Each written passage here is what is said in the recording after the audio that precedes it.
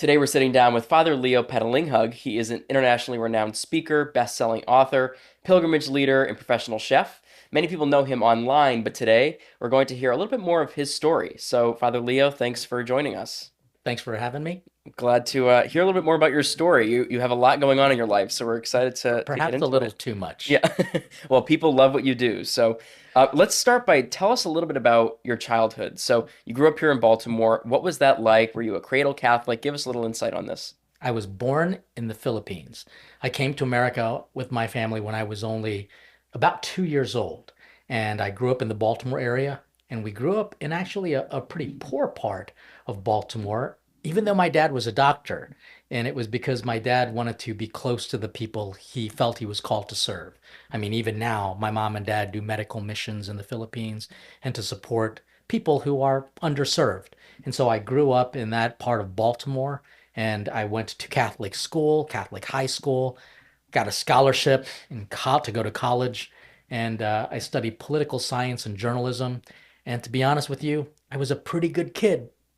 I always say my parents are going to be saints because of my siblings.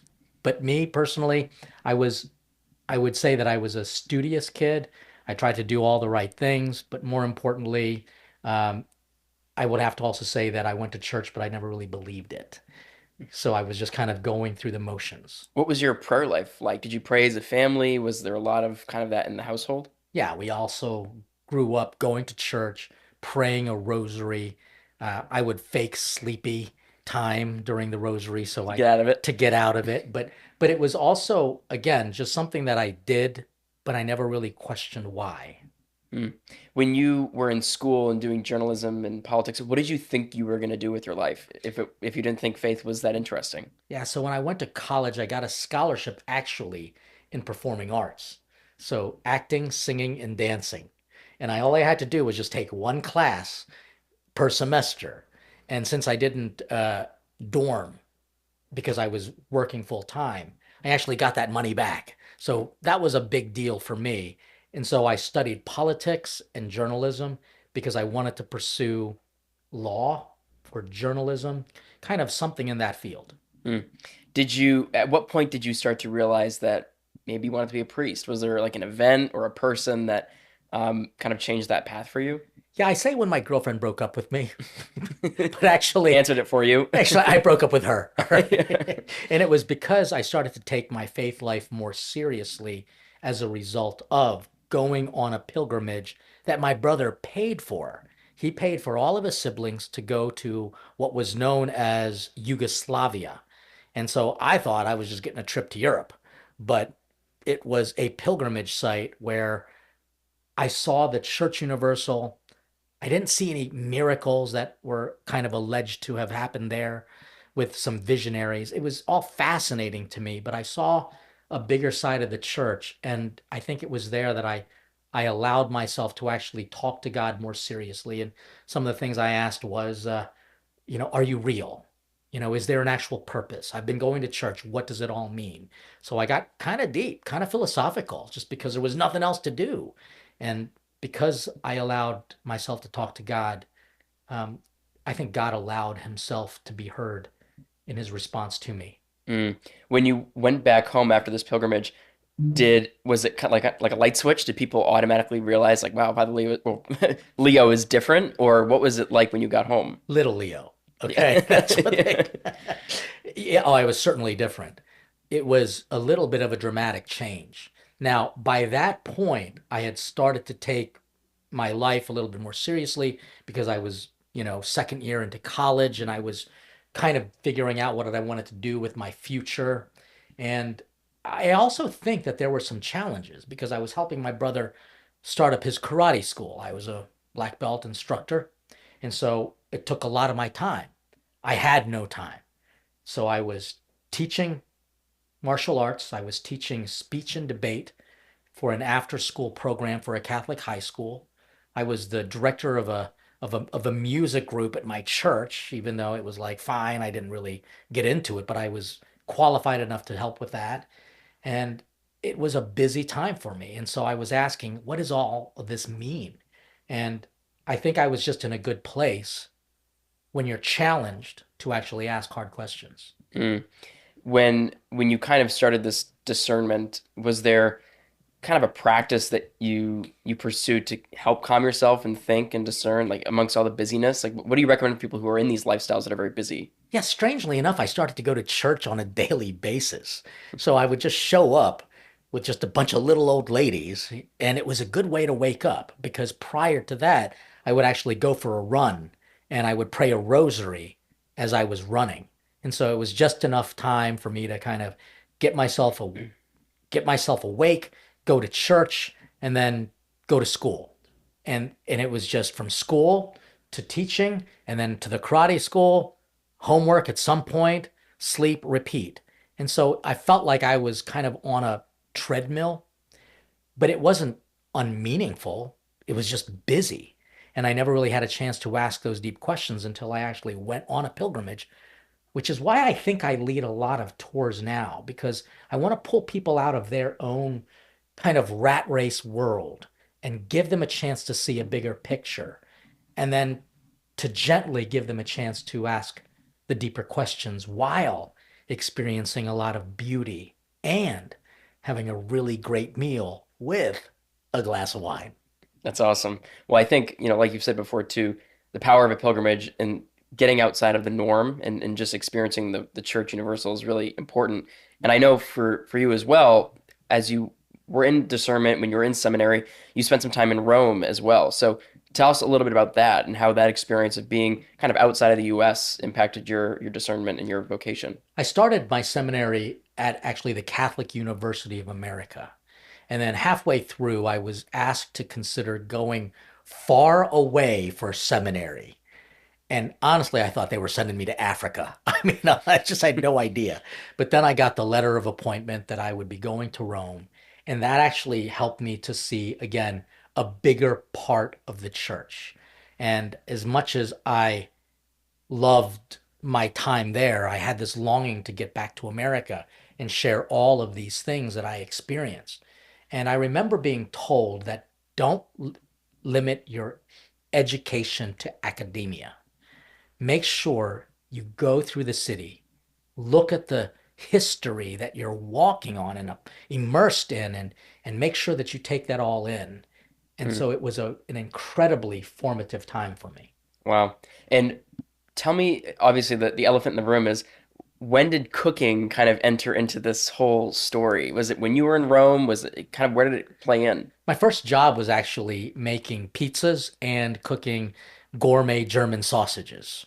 And so I've always had a love for cooking because when I was growing up as a kid, since I was the youngest and therefore the favorite, I would always get asked to come and help mom in the kitchen.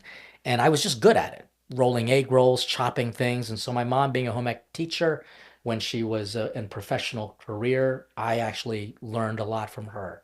When I went to Rome, I started to see that there was deeper meaning to the meal because the one thing that I missed actually was having a meal with my family.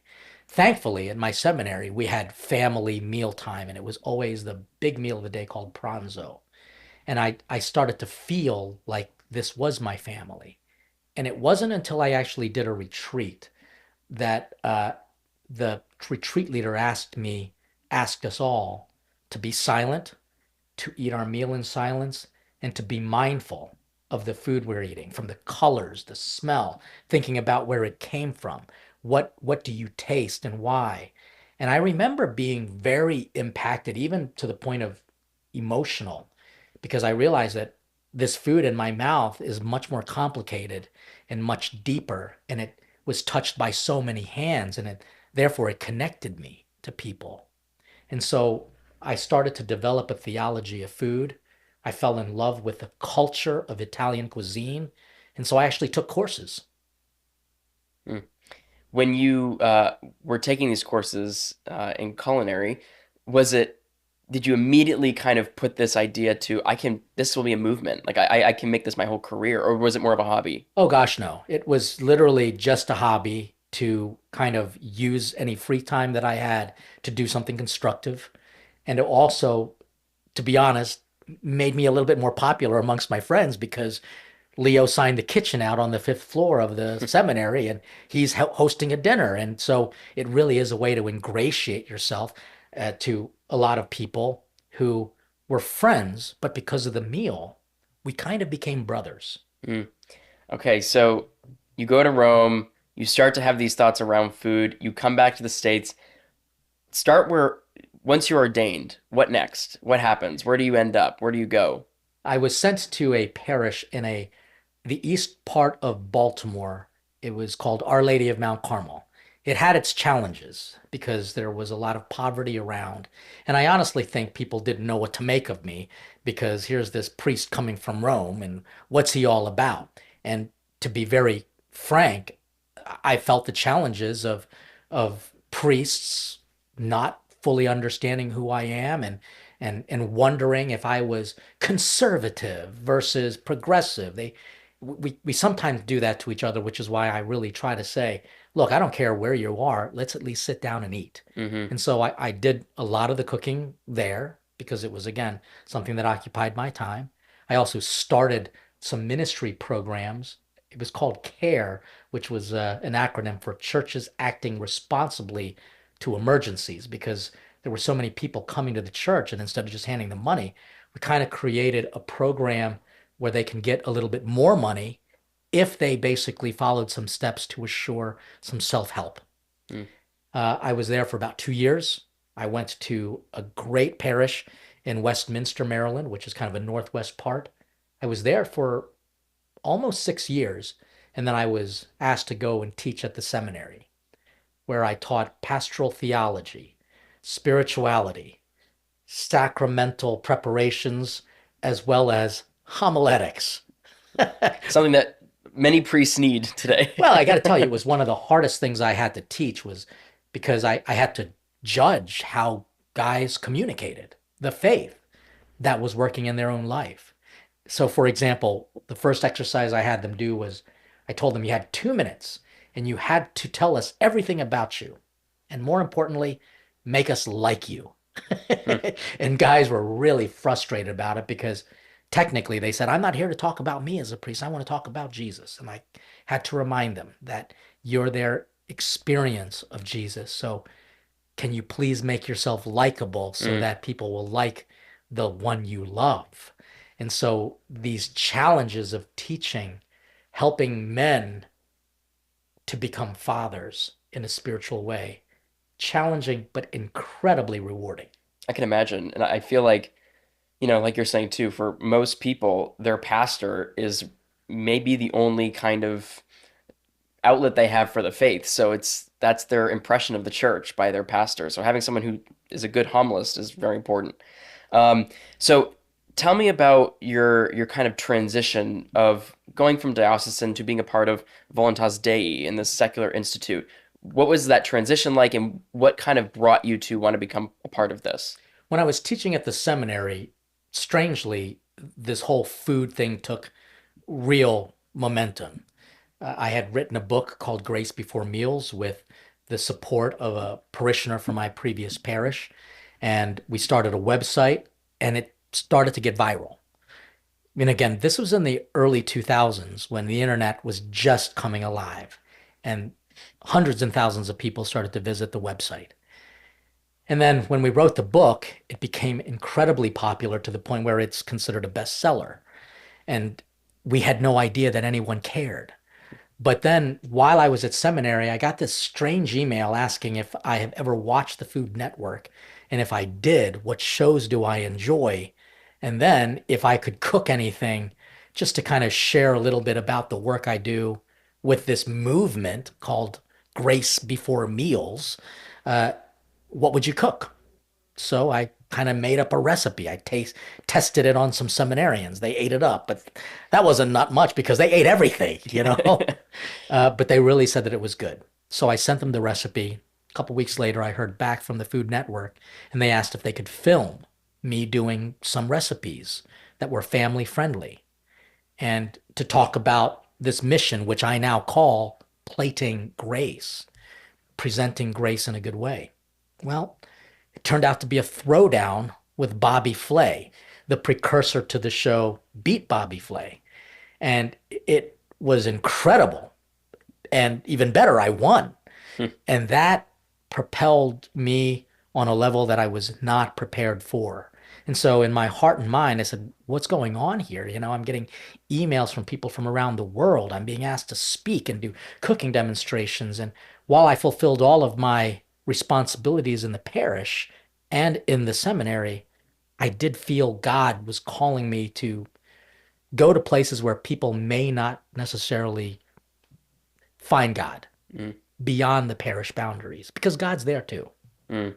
You, I mean, now it's turned into so much. You have Plating Grace, you have Plating Grace and Grub food truck, you have the Table Foundation. It seems like all of this has kind of culminated in many different ways. So I want to kind of dive into a few of them kind of separately to kind of get a feel for more of their missions. First and foremost, tell us a little bit about when you started Savoring Our Faith and this movement of bringing this to television for people to see, travel, food. What was that? What was that like when you first started? Savoring Our Faith is a weekly show, which is a travel show. And each episode, I visit a church, I visit like a food scene in the city, and then I cook a recipe that hopefully the viewers can kind of watch.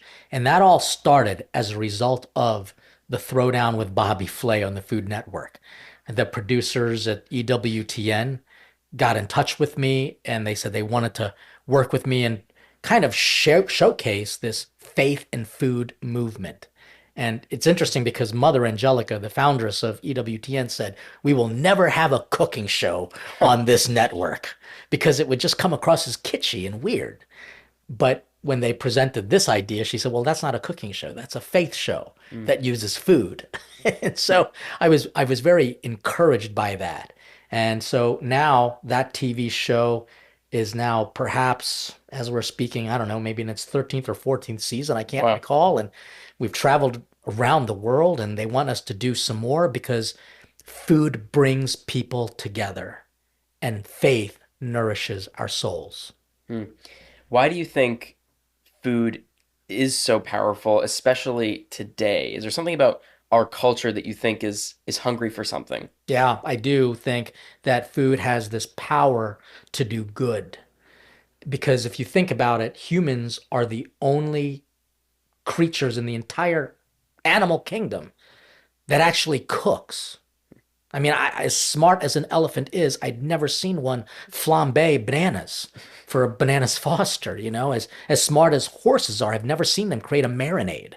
And so you think about that. Why are humans capable of cooking, creating something out of what some people would think is nothing, something different, and recreating it? I think it's because our souls are made by God and we have a natural inclination to be like God who creates and who provides, who feeds and heals with food and brings people together. I'll just simply say the word companion, which I think everyone is hungering for, comes from the two Latin words cum panis, which means with bread.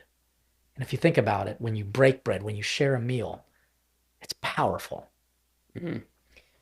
In addition to cooking, it seems that kind of entrepreneurship and building movements is also part of that co-creation. And one of the ways you've done that is with your food truck, Plating Grace and Grub. So what kind of spiked that idea? Where did that come from? And what has been the success and the journey of it so far? The Plating Grace and Grub food truck actually started during 2020, during this terrible time in all of world history, the COVID lockdowns. And I was just bored to tears because up to that point, I'd been traveling, speaking, doing cooking demonstrations, and now I'm stuck at home. And yet I knew that God was calling me to do something. So as I walked around the city, I realized so many homeless people had no one to panhandle to. So I just kind of filled up my car with food and I would deliver it and kind of even eat with them and get to know them a little bit. And I realized I think I need a bigger vehicle. And so during a certain year where I turned a significant number age, it was a big one, and most people would buy a convertible. I bought a food truck. And this food truck has this mission to harvest the power of food to do good. So we hire to some degree people coming out of prison systems or people coming from disadvantaged communities. We serve amazing food, and I'm grateful to say that we've actually won awards with our food. But we do it with this friendly service, and we also make sure that we take time and feed the poor. So it's not just a food truck, it's a meal with a message. Mm. And with the Table Foundation, where does kind of this play in? You've done things like the Olive Mass to bring people in the hospitality industry together. So how do you kind of see the whole movement growing beyond, the speaking, the food truck, all these things? Where do you see it kind of going in the future? I have no idea, to be honest with you, what God's going to do. But, as we speak, I'm looking into securing a place, which we want to call a gastro social, where we can just, again, create a place where people can celebrate food and share it together. Obviously, we want to continue the speaking and the touring, but I think God will do whatever he wants to do with me and whatever he wants to do with food. I mean, you think about it. A piece of bread and a drop of wine in the hands of a priest can save the world. And so if we take the food that we have and we give it to God, maybe we can end world hunger. Hmm. Maybe we can bring societies that are at war with each other to the table and eat together. Honestly, this sounds silly, but I want to cook for the presidential candidates because I want them to be able to show the world that while they have very different opinions and they might be vehemently opposed to something that the other does or says, that we can still be human and eat together and see ourselves as a human family. So as you talk about bringing people together around the table to share a meal, and you bring this message many different places, parish missions, corporate offices, um, you know, how is this applicable to all, not just Christians, not just Catholic parishes, but everyone in our culture? I think that's the most surprising part for me is that I've been asked to do corporate presentations, corporate talks, inspirational, motivational speaking tours, even for secular groups. And I think it's because, number one, people do see that religion plays a role, but not fully understood. I want to make sure people understand that religion is a part of a company's ethos because the word religion from the Latin religere means to come together. I think a company, which is the same root words as cum panis with bread, wants to stick together. What can do that? I think it's because a company has a culture where they actually foster togetherness, where they actually take time and eat together. And if companies can get that mentality in process, it becomes more of a family than just a place of business. And I think that's what people are looking for. A place not just to work, but a place to feel like they're part of something bigger. Mm. Do you think that if you look to kind of the corporate landscape right now, there seems to be internally amongst companies a lot of different ideas, disagreements, especially just with all the kind of the culture wars.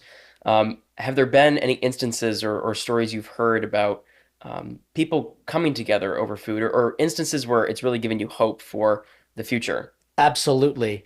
There's a presentation that I did, and people, as soon as they saw me, they saw my Roman collar, and they're like, "Wait, what's going on here? He's a Catholic priest." But I started cooking, I started chopping, I started lighting stuff on fire, and people started laughing. But then they also were asking the deeper questions for themselves, and that is, what do you hunger for in this job? And where do you go to be fed? And how do you, in a sense, feed one another? Because again, cooking is the most human thing we can do. And that word human comes from a Latin word humus, humilis, which means dirt. It implies a humility, humans and humility.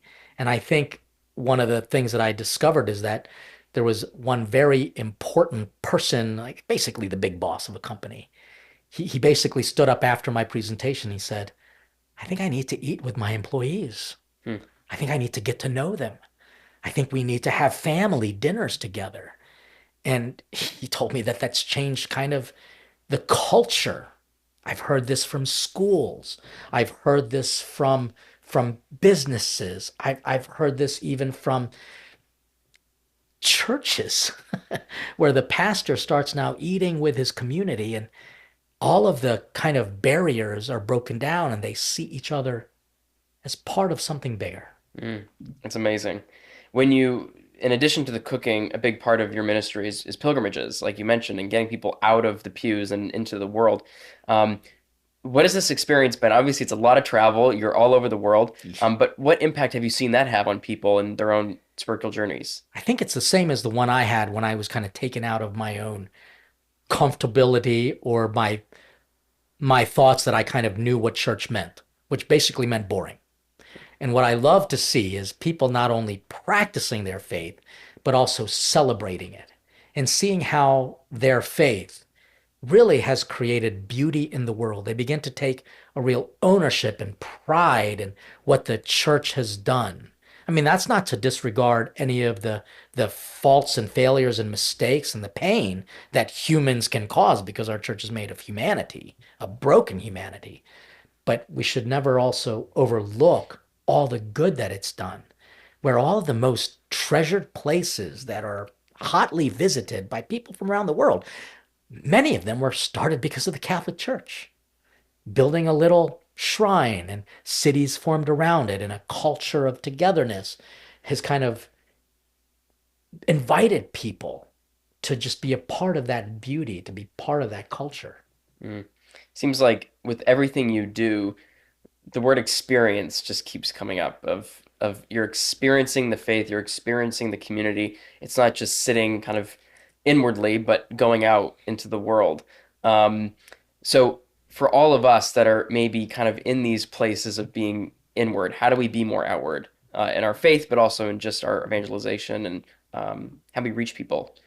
I think the best way to do it is to make sure you know how you are being fed and where do you go to be fed. A lot of people might turn to the news or they might turn to a habit or a type of a relationship.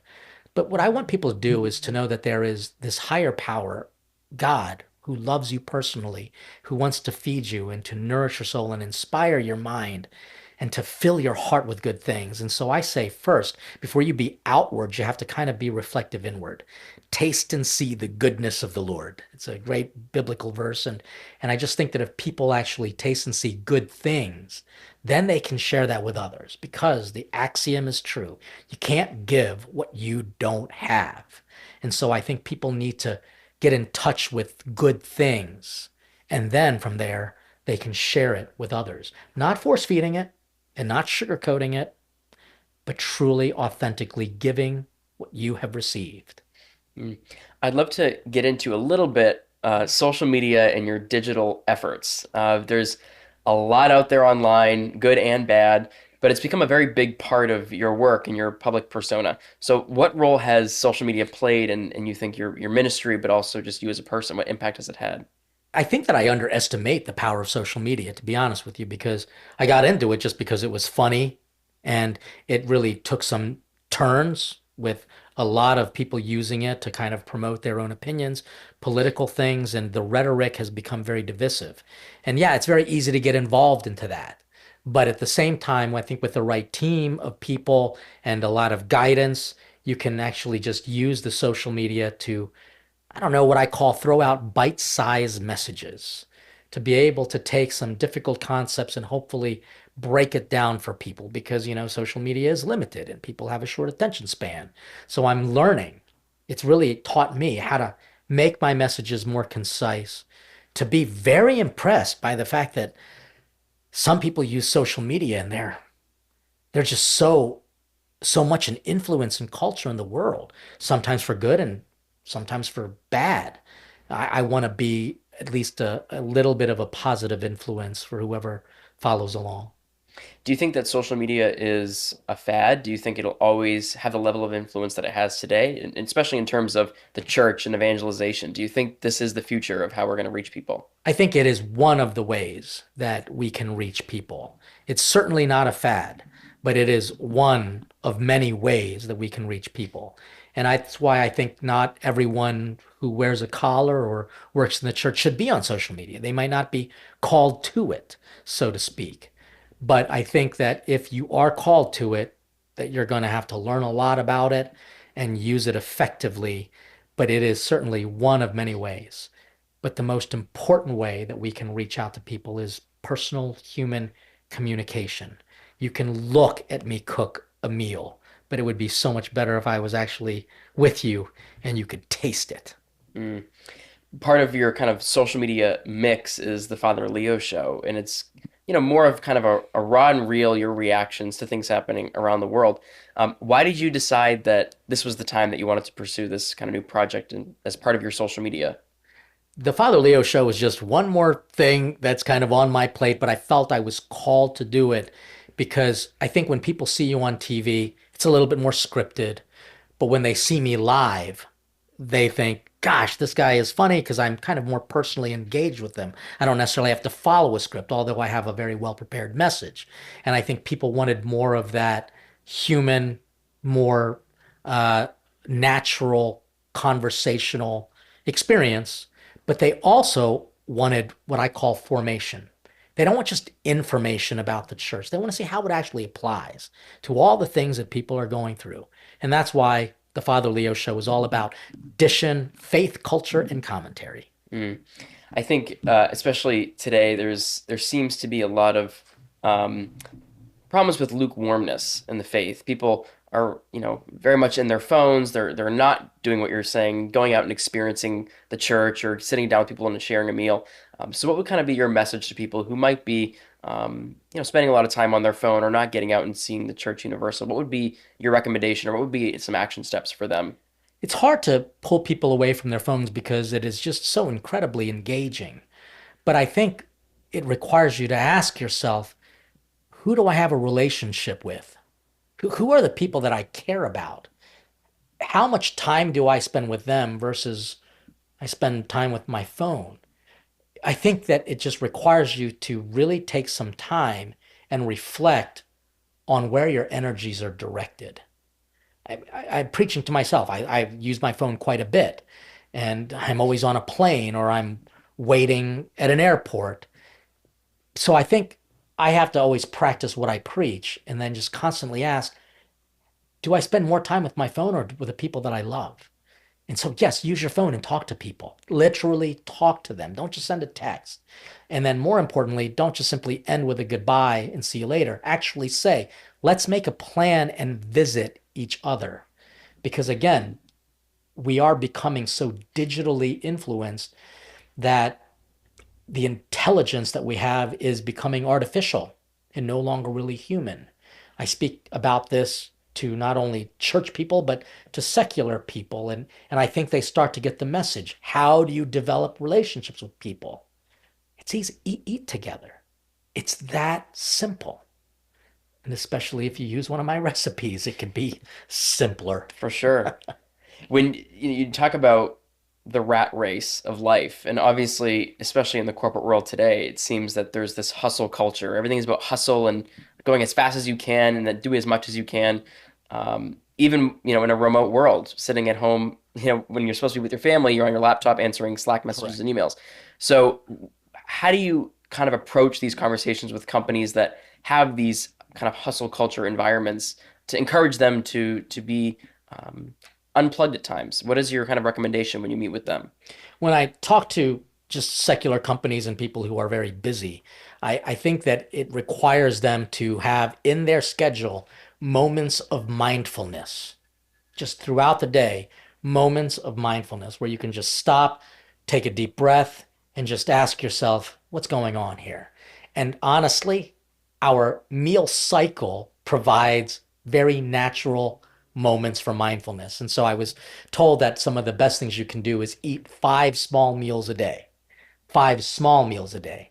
And in those small moments of eating a meal, just stop and reflect and ask yourself, what am I putting into my system and why? And how is it turning into energy or is it just turning into an addiction? And I think that when we start looking at these moments of mindfulness, which can actually come with your meal time, you can begin to kind of look at the world and say, while this is important, so is feeding myself Hmm. good things. What are your best outlets for mindfulness? You do so much. You're traveling and speaking. What are some of the ways that you personally have just really been able to sit with yourself or sit in peace?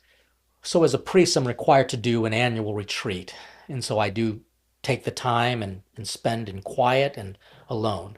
But also throughout the day, as much as I eat that small 5 small meals a day, I actually kind of build prayer into it as well.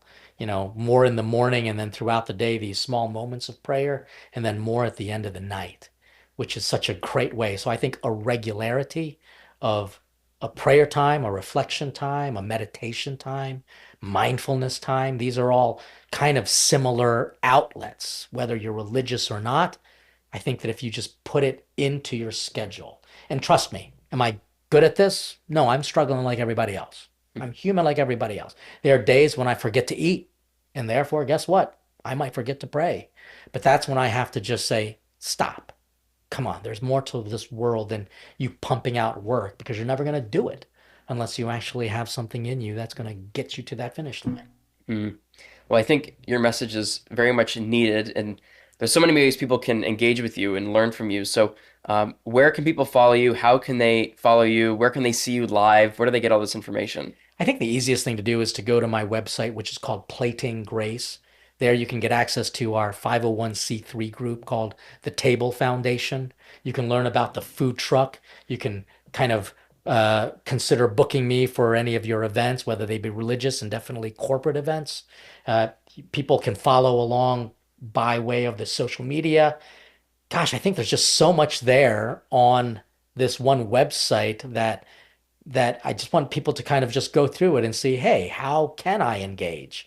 And I think you could also get some of the resources. And I know that that's a great way to not only hear the message, but share it with your family, because then you can just cook a meal and ask each other the questions that are in the book.